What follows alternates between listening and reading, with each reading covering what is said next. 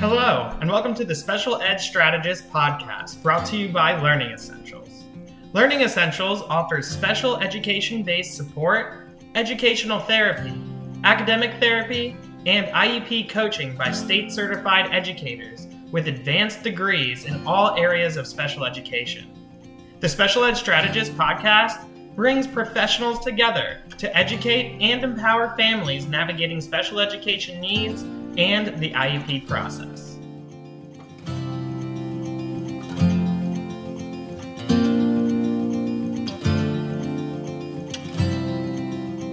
Welcome to the Special Education Strategist podcast, the podcast that offers all things special education. I am your host, Wendy Taylor. If you want more tips, show us some love on social at Learning Essentials. If you are new to our podcast, give us a like and a follow.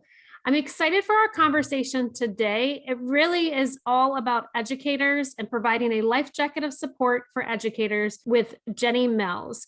Jenny Mills is the founder of Roots and Wings. She believes that making mindfulness accessible to everyday people can change the world. She provides professional development and consultation to K through 12 schools in the area of social emotional competency and mindfulness.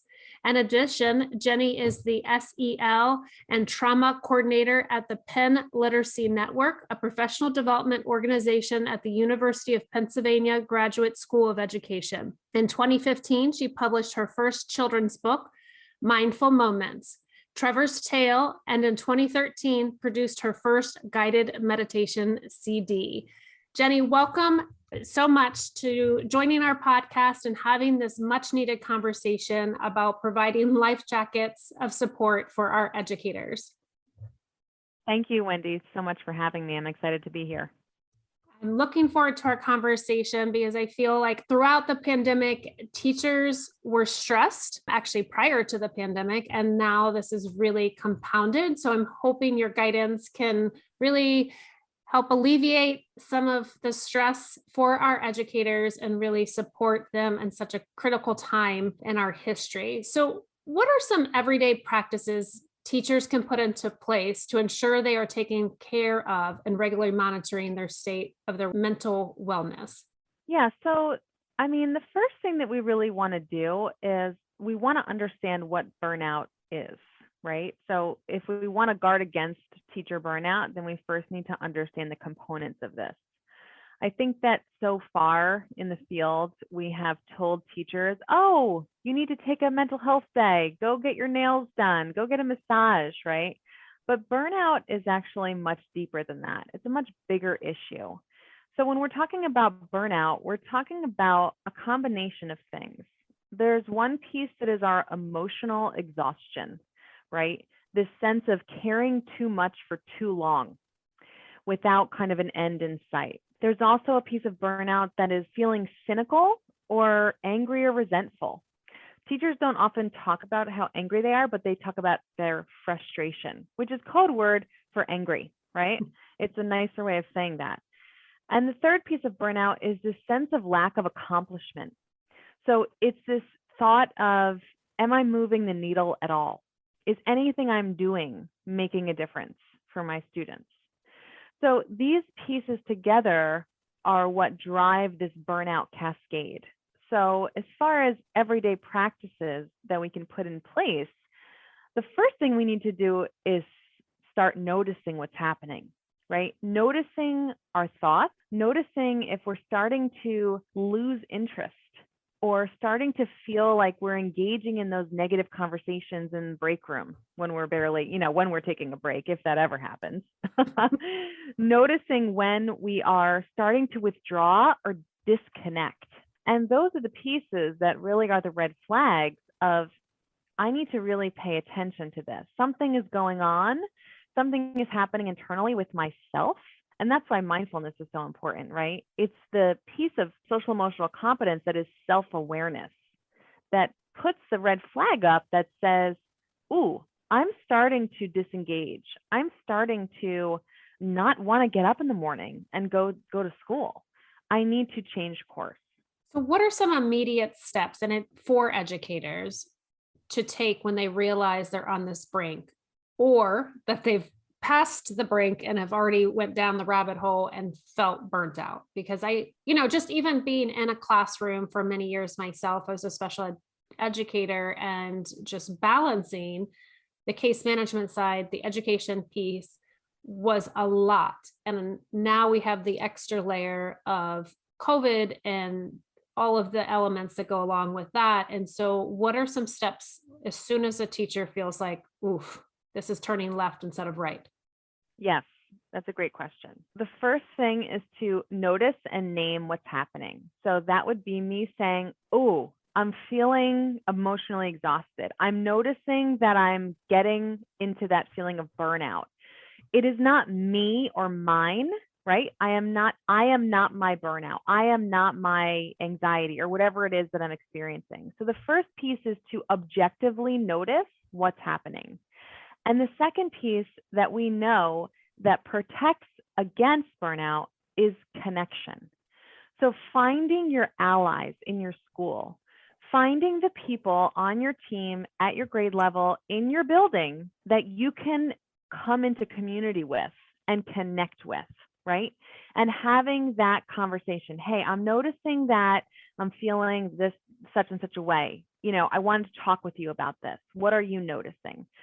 When teachers feel connected and a sense of community, they stay in their classrooms. It's when we feel isolated, when we feel like we just close our door and do our own thing, and no one's got our back, no one's checking on us, that's when we start to really downward spiral. So as far as immediate things we can do, connect with one another, seek community, most importantly, and then there's other things that we can do as well on a larger scale, like find ways that we can focus on positive things that are happening in our classrooms. I do this practice with my students and with my teachers that I work with called the smile moment. So every day at the end of the lesson or the end of the day, we talk about what's one thing that made you smile today? What's one thing that went well today for you? Because the brain is actually designed to hold on to negativity, right? That negativity bias gets all of us. We leave work with all the things that are not done well, not finished. Even our students leave with all of the negativity that happened throughout the day. It's the brain's way of protecting itself. So we can train the brain to focus on things that happen that were either neutral or positive so that we're not constantly noticing and holding on to negative things. So community, connection, and finding the moments of positivity, sharing in those positive emotions with our colleagues. Those are things that protect us against burnout. I love that. I know this is all geared towards educators in our conversation, but I feel like that is excellent advice for even our home life, right? Community, connection. We all as humans crave that community, crave that connection. And I'm a mom of 3, and I often will ask my boys kind of what went well, but I really like that phrase, what made you smile today?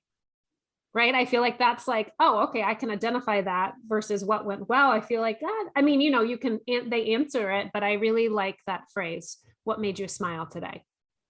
And it can be, when I'm doing trainings with teachers, sometimes I'm doing virtual trainings with groups of teachers, and they come into my Zoom at 3:30, and they've been beaten up by the day. And I start with, I take a look at their faces, and I start with, all right, everybody chat in a smile moment from your day. And you just see the mood lift, because we weren't there for one another's, dog jumping up on their bed and licking their face, but we felt like we were because we're attuning to one another. We are feeling that attunement and that connection with another person, our shared humanity, right? And so when we do that, we feel more relaxed, we feel more connected to one another. So we let that guard down, we kind of relax our nervous systems, and we feel a sense of being seen. 100%. So how can parents, administrators, colleagues help support this process or support the emotional health of our educators? It's $1 million question. So let's start with one group at a time. Okay. Yes. So let's start with administration. So the best advice that I could give to administrators is to listen to the concerns of your teachers.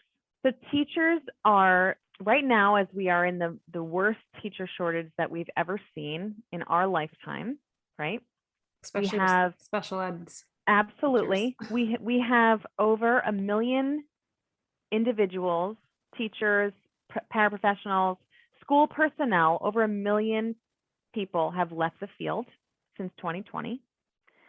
And 1.5 million children have left public education. Okay. So not only are educators leaving, but our students are also leaving public education. So as we have this mass exodus of teachers, and we'll get into why that's happening in a moment, what teachers need to recognize is that they have the ability to step into their power, to leverage their voices a little bit more than we are, okay? So the best thing that could happen in this relationship between an admin and teachers is that teachers can acknowledge their power and use their voices, bring those voices to the table, and administrators can truly listen to what teachers are saying, okay? This is not just teachers complaining about, one more thing. This is teachers saying, I can't do this. I physically cannot get this finished, or I physically cannot handle this amount of paperwork, or I physically cannot use my prep period to cover for every person that calls out sick. It's not possible.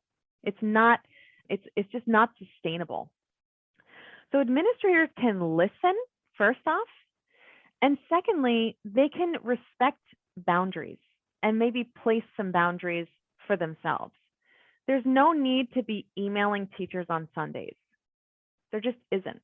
It's not productive. It creates a sense of anxiety, and it's up to both groups to sort of put those boundaries up and respect one another's boundaries, right?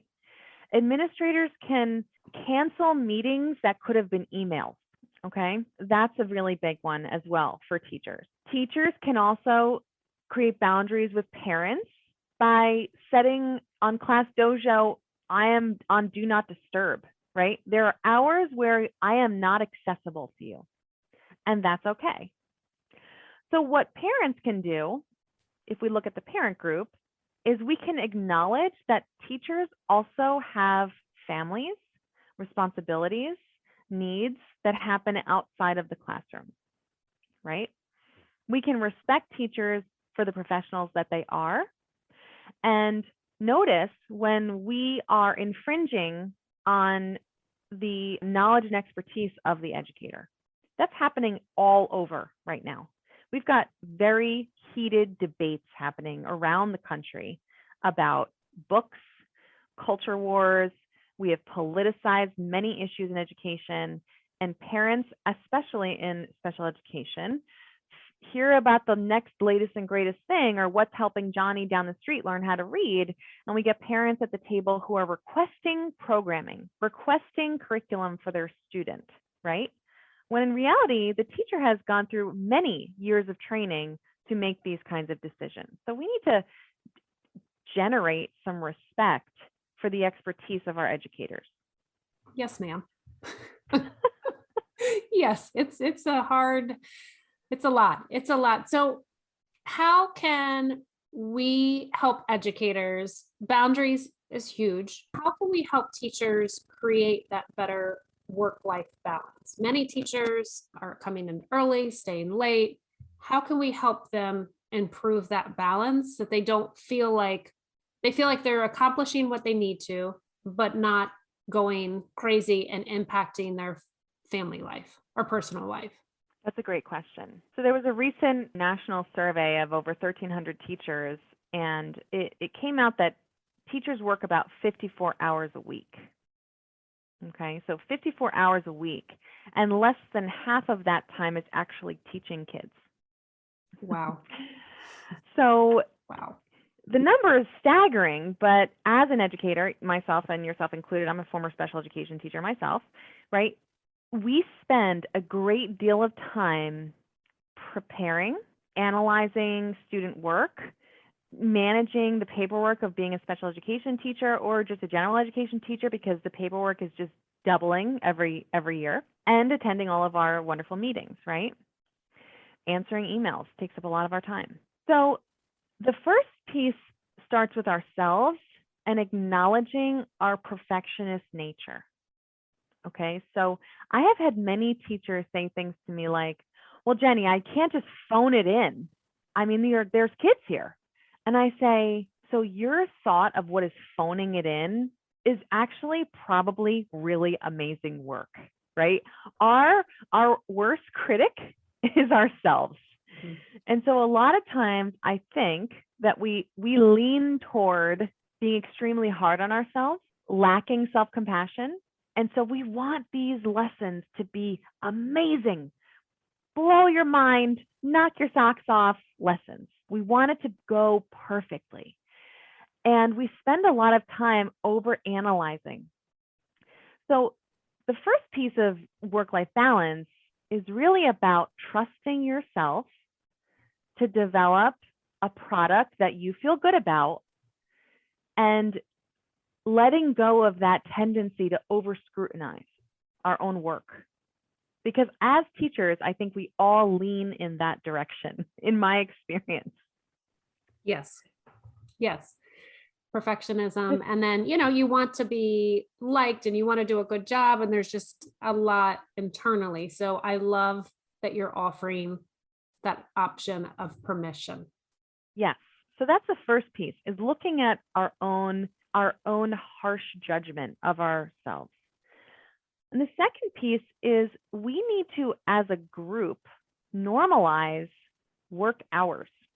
There are work hours for a reason in every profession except for ours. So, if collectively, even if it's just me and my fifth grade team, we decide that come 4:00 or 4:30, we are not answering emails or texts from one another. We're not checking our work email. We are going to leave our computers, our laptops, locked in our drawers at work, and we will be in the next morning at 6:45 to pick up where we left off. And what gets done, gets done. But we need to together decide that that is how we're going to operate, like every other profession. Together. Yes. The together is very important. Another quick practice I wanted to share that's a really great way of transitioning from home to school, or from school to home, really. Many teachers are female. It's a predominantly female workforce. Many teachers, whether female, male, or fluid, many individuals have children of our own. And so we are moving from our work, which involves managing a lot of relationships with children, to our home life managing children. And so I want to offer this practice of the stop practice. This is a mindfulness practice that I use every single day. So when I get to my door, right now I'm living in an apartment. So when I get to my apartment door, I do this 30-second stop practice. So the S stands for stop. Actually stop your body, right? Forward movement, the momentum of the day, just stop, right? T, take a breath.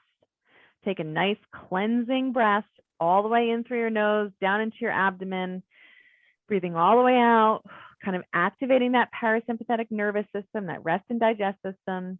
O is observe. So I'm going to observe. Notice my thinking. Am I still stuck in my day? Am I rehashing what already happened? Am I planning ahead to what needs to happen next? Right? I'm noticing my thoughts. I'm noticing my body, and often my shoulders are up in my ears or my jaw is clenched. And then I'm noticing what emotions am I bringing into my household with my kids. Am I stressed? Am I angry? Am I frustrated? Am I exhausted? What is the quality of my internal being at the moment? And P is proceed. So I'm going to proceed with this new level of awareness. So you'll often see me, if you were peeking in my apartment building, standing outside my door. And a lot of teachers use this practice just sitting in their car before they even get out of the car and walk into their homes. Because we need to, the power of our presence is, our children deserve that. Our children and our students deserve our presence. They don't deserve a mom or a teacher that's always happy-go-lucky and excited to be here, but they do deserve our presence. They deserve a person in front of them who is aware. So if I walk in my house and I'm exhausted, I can sit down on the rug with my 5-year-old and say, mommy is super tired right now. I'll do some Legos, but in about 5 minutes, I'm going to take a break, right? So our kids just need authenticity, whether it's our students or our children. That's beautiful. I love that. I am going to put that into my own daily practice. Stop. It's a practice. It's not perfect, right? It's a practice. So we're going to mess it up many times. That's right. That's right. But you're at least aware of it and you're thinking about it. You're bringing it to the forefront. And then I think that shows a pure side as a human to both your family, your personal children, and then to the children you support within a school building as well. So what benefits can be offered to, like, either financially or emotionally, to kind of help teachers want to return yearly? Because the 1.5 million leaving, the 1 million like, that's staggering. Yeah, that's staggering. So what benefits can we provide our educators that want to sign their contract and say, I'm absolutely coming back next year? Yeah. We can't, I'm sure it's not a trip to the Bahamas. That's probably not going to happen. Well, let's start with what they don't want. All right. Teachers don't want the ice cream truck at school as a thank you. They don't want donuts in the staff room, although that's nice. That is not what it is. It's a bit of a slap in the face to teachers, to be perfectly honest. To come in and, oh, we appreciate you so much. Here's some donuts. Here's a sugar rush for you. And then you crash and burn, right? The Dunkin' box of Joe. It's almost offensive to a lot of educators at this point, because what they really want is time. They want time in their classrooms to prepare for teaching the children the best they possibly can. They don't want the moral distress that they're experiencing right now of knowing what kids need and not being able to provide that because they are so overburdened with lunch duty, covering for one another, endless IEP documents, right? They are leaving not just because they're burned out, because they are morally feeling distressed, that they feel like what they are doing or the decisions they're forced to make are actually hurting learning and hurting children, okay? So what needs to happen for teachers to return is that teachers need to feel a sense of collective efficacy. They need to feel the belief that as a group, we can come together and do amazing things and reach goals together. There needs to be a sense of community among the staff and the administration, that we are on the same team and we together are going to move the needle for our kids or for our staff or for our school culture. Teachers will return to schools where they feel respected, where they feel a seat at the table for important discussions. Anything from which after school programs we should be running to what the schedule should look like, the daily schedule. These are things that affect the teacher's everyday quality of life. When we are shoving food down our throat in 16 minutes and meeting with students on our lunch break, like when our schedule is set up such that we do not even have a prep time where we can use the bathroom because we are covering another class, this is not sending the message that this is a community of support. You can give me all the chocolates and all the donuts and all the coffee, but I'm going to be leaving this I'm going to be walking out of this school if I feel devalued in this way. So how we can get teachers back in and to stay in the classroom is to elevate them to positions of power and leadership.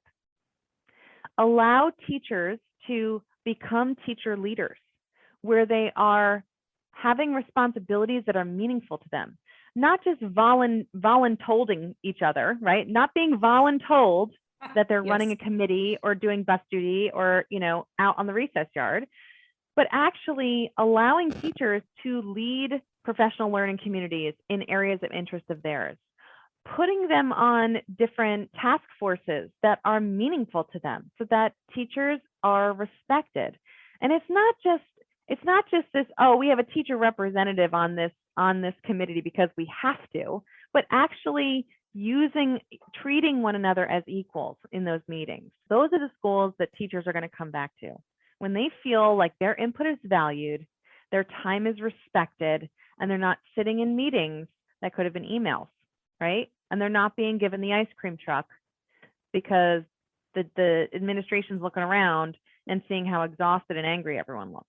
I think it is incredibly important for that. And I'm sure teachers are shaking their head. Hopefully administrators are clearing some space for this conversation, because being in a building where you don't feel like what you are seen or heard or what you do matters, it just wears you down. It wears you down. And you remember the colleagues, you remember the buildings that you've been in where it's not that, where you are heard, you're seen, and you can tell that leadership is actively wanting to seek your guidance and sees you as an individual, as a human, as an educator. And those are two different environments to be in. And let me just say that, I've worked with a lot of schools in the last, so I was obviously a former classroom teacher myself, but since launching out and working in the professional development world, I've worked with many schools. And do you know what teachers really want? They want their principal to stop by and say, hey, how's your kid's bat mitzvah? Yep. Hey, how's that? I heard your daughter's about to have a baby, right? They want to know that they are known. They want to feel seen as people. They want that level of just care and connection from their superiors. It's That's not right. a lot to ask. And I have to also say, taking a step back, how did we get here? How did we get to a place where over 1 million of our teachers and staff are leaving? A lot of reasons, but mainly the entire system is built on the backs of a female workforce out of the Industrial Revolution, where we're creating groups of homogenized workers, right? Our system was designed when we were throwing children in school based on their age, putting them in groups and teaching them sets of basic skills. Well, that is no longer the world that we live in, but the system has not evolved. Mm-hmm. So it's not just, I don't want this to sound doom and gloom and that it's administration's fault or it's this person's fault. This is a systemic issue where our education system has not caught up to where we are as a society. So the system needs reform, and teachers have this opportunity right now to have a platform and have a voice into leading that reform from inside out. And I can't say this without talking about Dr. Patricia Jennings at University of Virginia. She has been an amazing mentor, and a lot of these things that I'm talking about are coming out of her text, Teacher Burnout Turnaround. I'm actually going to be working with her on my doctorate work at UVA starting in August. So really thinking through how we got to this point, and then I'll talk about how COVID kind of played a part. So the system of education is built on this idea of creating basic skills, skilled workers, right? That's kind of what we were churning out. So then we had this whole wave of standardized testing that started to dictate the way that school was designed. And we linked standardized testing to teacher promotions. And we falsely believed that standardized tests could dictate who were the good teachers, who were effective teachers. And we now know from the research that actually income inequality is what is more highly correlated to test scores than quality of educator. Okay, so the real predictor of testing score outcomes is income inequality, not teacher performance. Okay, so there's that. However, here we are still living in a system of teaching to the test.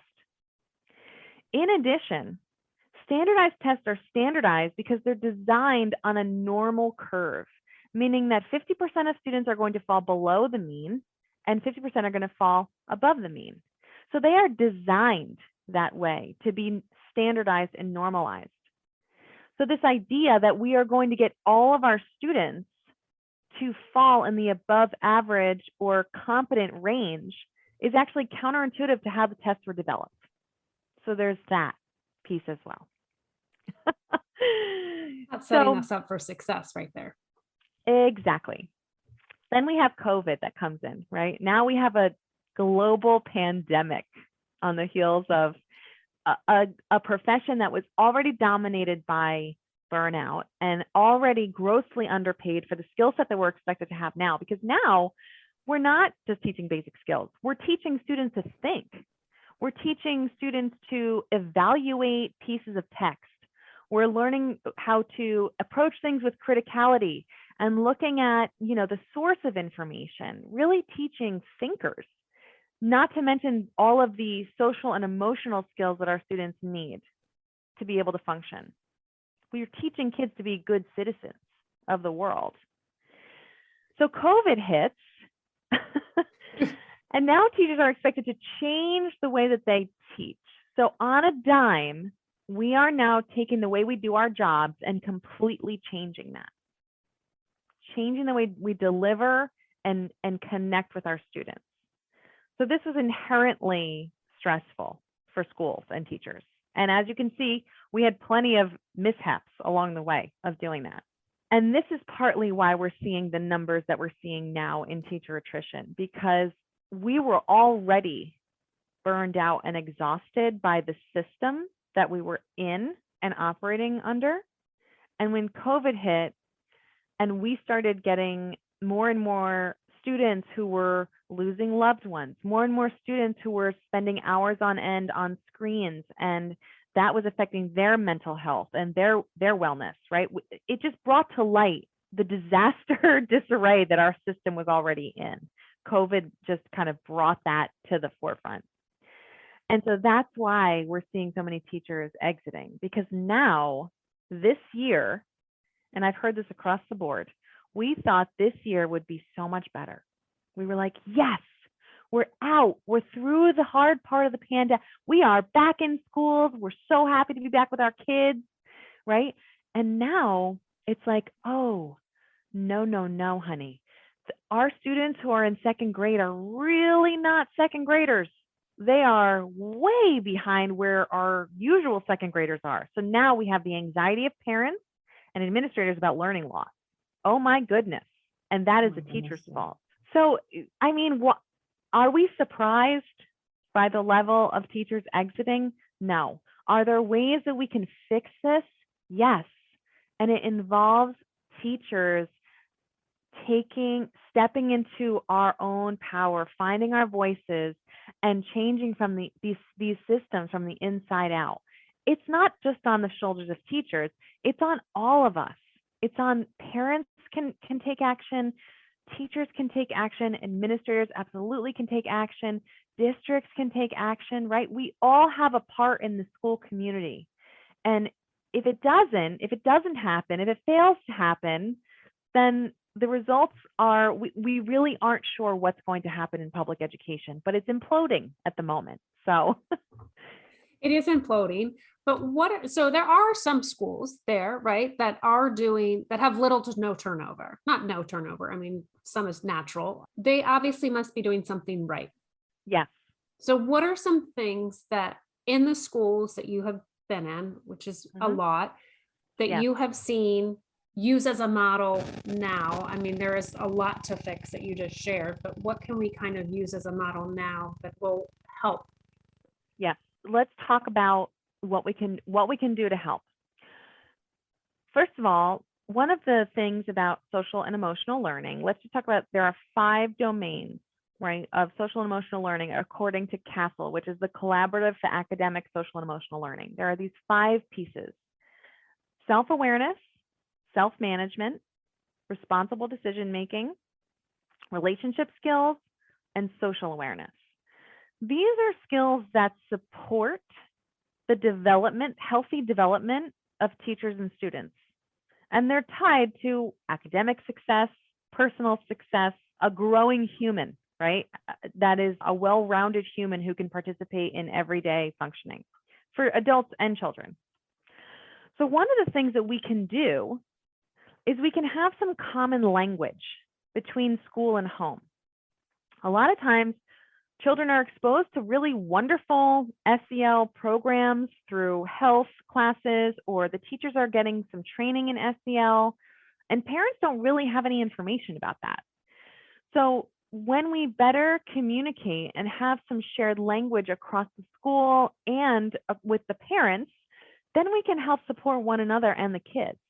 So if I know that in my class, in the classroom, let's just say I have a young child and they're teaching like balloon breathing as a part of regulating a child that's overwhelmed, then I can cue that strategy at home. I could say, oh, okay, so I noticed that you're sitting in front of this math homework and I see your face is scrunched up and your shoulders are up in your ears, or you're biting on your pencil. What do you notice? What do you notice? What's happening? Let's practice the stopping practice. Stop, take a breath, observe, right? Let's practice this practice that you learned in school. Let's try it at home. So there's shared understanding and supportive language that's used across the school and with parents. So that's very helpful. So I've seen that work really well. Another thing we can do in schools is provide additional parent training nights. Whether this is in SEL or other curriculum areas, parents want to know how to best support their children. Yeah. So having ample nights where parents can come together to do some learning, to do some community and connecting themselves is really helpful. Other things that help schools succeed and have little to no turnover is having enough space throughout the day, throughout the calendar year, to have those times of community interaction with the school. Yeah. So I've in a school I used to work in, we used to call it mandatory fun. We had mandatory fun days in my school. We call it forced family fun at our house. We have forced family fun. And so you know what? That. Mandatory fun. Mandatory fun. And so sometimes it's, teachers feel like, oh my God, I don't have time for this, but that's when you need mandatory fun the most, when you feel like you don't have time for it. I remember with one staff where I worked, we played capture the flag in the middle of Philadelphia in a park. Capture the flag. And it was awesome. I mean, I'll never forget that. And it's community building, right? It's having space for teachers and staff to actually talk to one another like human beings, to know what your principal and vice principal, what goes on in their families, to understand some of the things they're dealing with. So having mandatory fun, having time in the morning or after school where people can actually spend time interacting with one another. Those are things that help people stay in the job and come back again and again. Having the Sunshine Club, celebrating each other's birthdays, sending a card around and having it signed by everyone. These seem like such small things, but they're not. They send the message that we see you, we support you, and we care for you, and we understand that you have a life outside of this classroom. It's incredibly important. And if you can have the forced family fun outside of the school building, family fun, mandatory staff fun, all of those good things outside of your school building is just another step, another layer, right? To see people in a different setting than your school building. But that's not always possible, but it's definitely something to keep in focus. Even being outside helps. I mean, it's not, even if we can't rent a retreat space, it doesn't have to be so grandiose. No, even just doing something outside, like you said, at a park or something. Yeah, or just holding professional development outdoors. It can make a big difference. Right, get you out of your classroom. So what programs and resources are available to guide parents and teachers with social emotional competencies?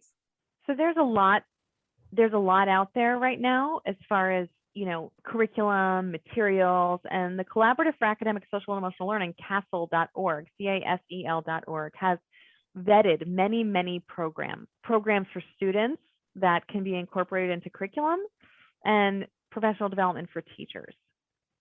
I will say that the absolute best thing that teachers, adults, that we can do for ourselves and our kids is start practicing presence. Start practicing being present for certain small chunks of time in our day, so we can formally and informally practice being present. Some people call this mindfulness, right? But what I'm talking about is not visualizing anything. It's not religious in any way. It is just taking a moment to actually be where we are, to be where your feet are, to be washing the dishes and actually notice the feeling of the water on your hands, to feel your breath moving in and out of your body, to be walking your dog without being on your phone, to be playing with your child without also doing something while also cooking, right? We have this myth of multitasking in our country, in our society. And really the truth is that your attention can only be in one place at a time.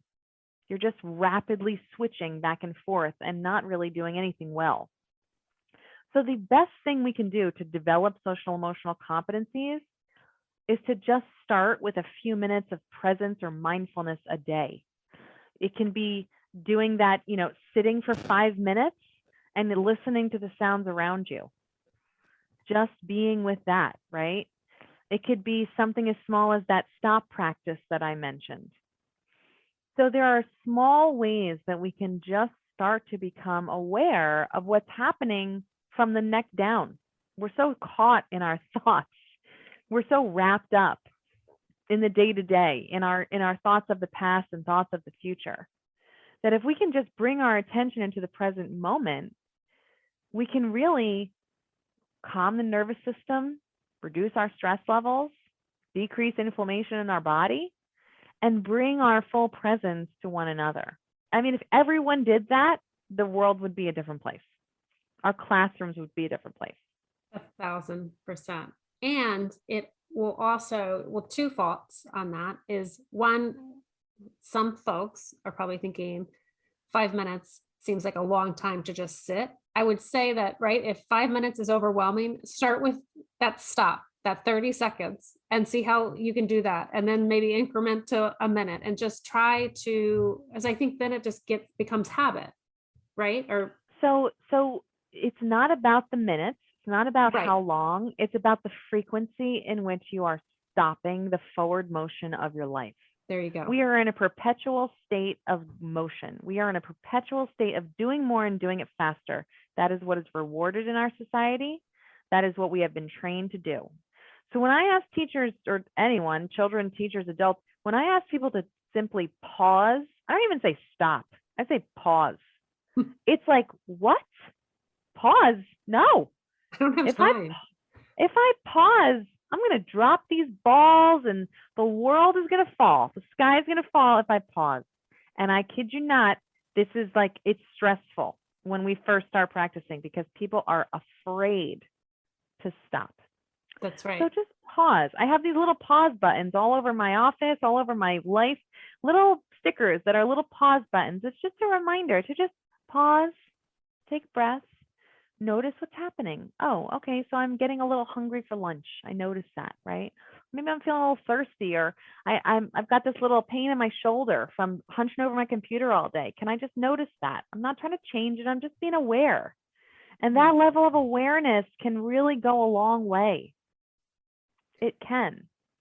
So it's not about 5 minutes a day. It's really about, can I just bring a little bit of presence and awareness to what I'm doing, to my thoughts, to the emotions in my body, to the physical sensations that are here right now.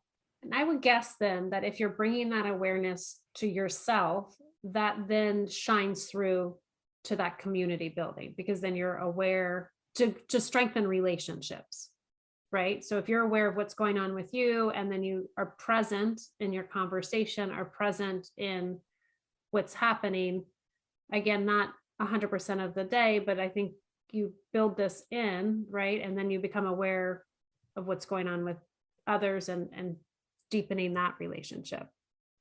So let me give you an example of this as a teacher, right? I'm in my classroom and I'm getting ready to teach math after lunch, which is, of course, math is always after lunch when the kids are like coming in from recess and totally bananas. And it's just always the case, right? We always leave math for the afternoon. Like, what is going on here? Always. So the kids come in the room and I'm all ready with my lesson. I've got everything ready. Got my do now on the board. I'm like ready to rock and roll. And the kids come in and they're talking about something that erupted in the game of Foursquare on the playground. They're still talking about this issue that happened on the playground. Of course, nobody, the lunch aides didn't see what happened.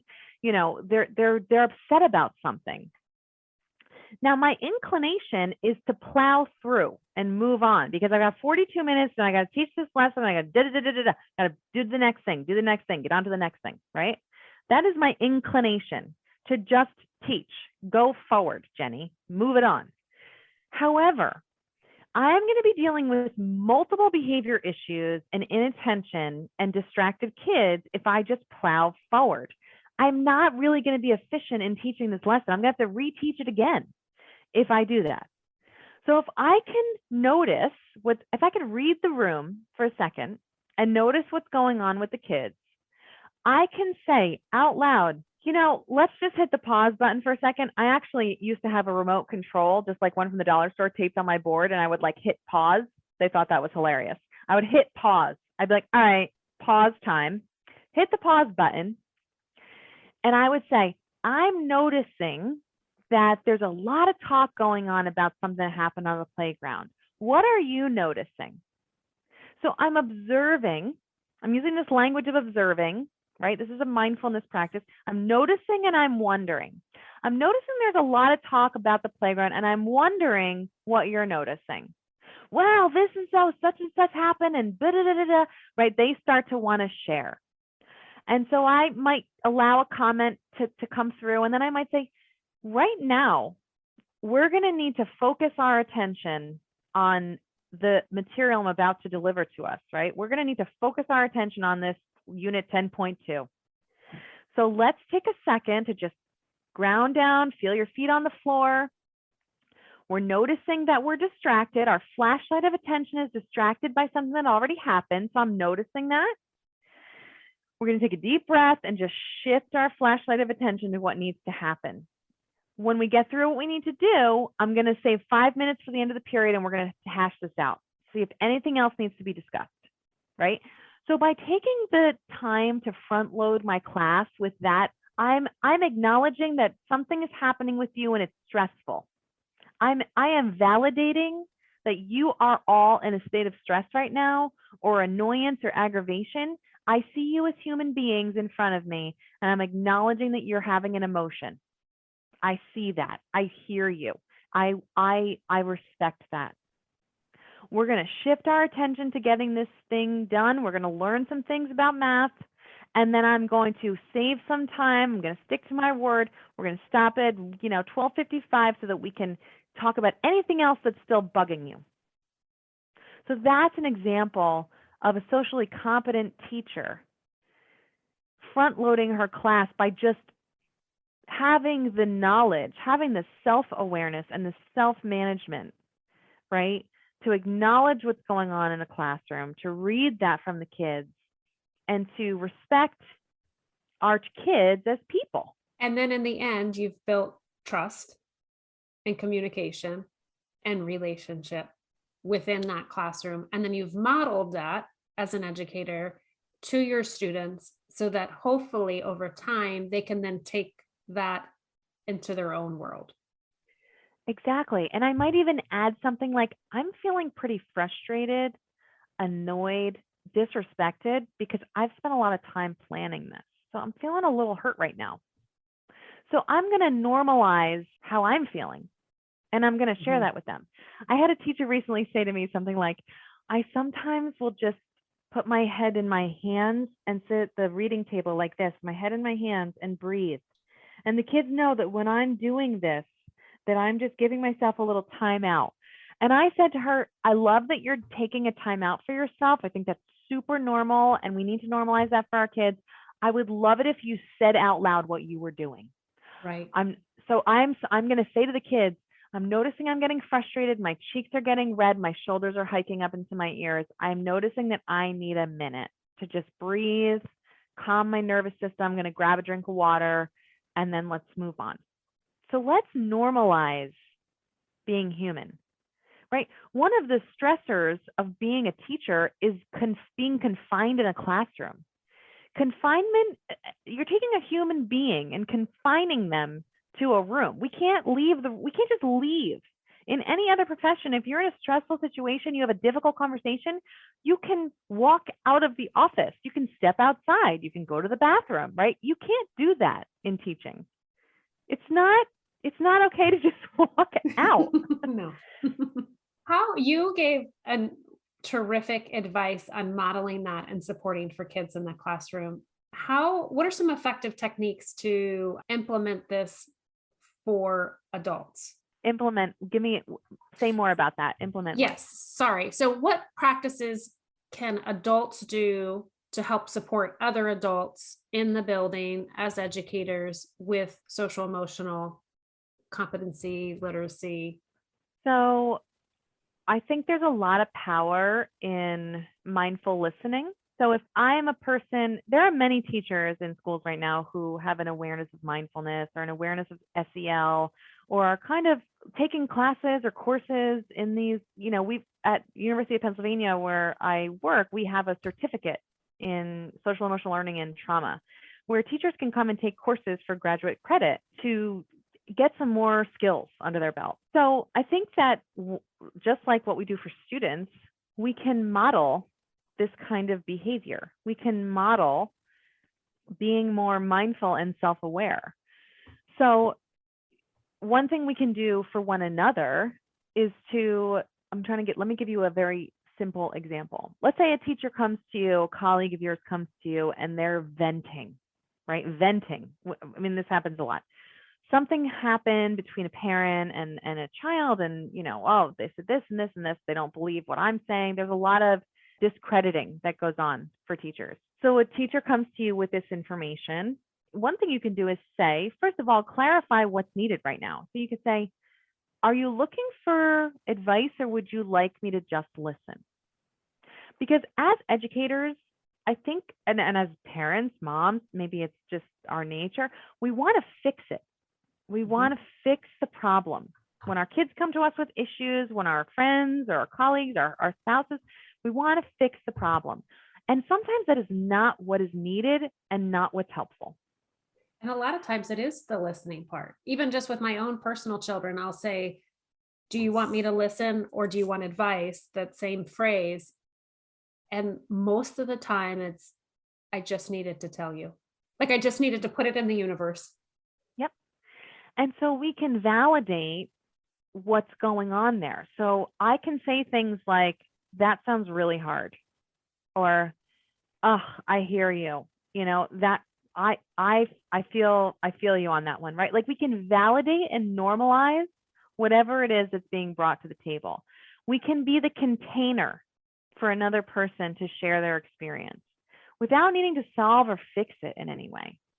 And when we have the skill set of being our own self-manager, then I can also make sure that I'm not taking on your stress, right? Like I can hold space for my colleagues without allowing that to sort of being the sponge that sucks up all of the stress and anxiety of my colleagues or my own students.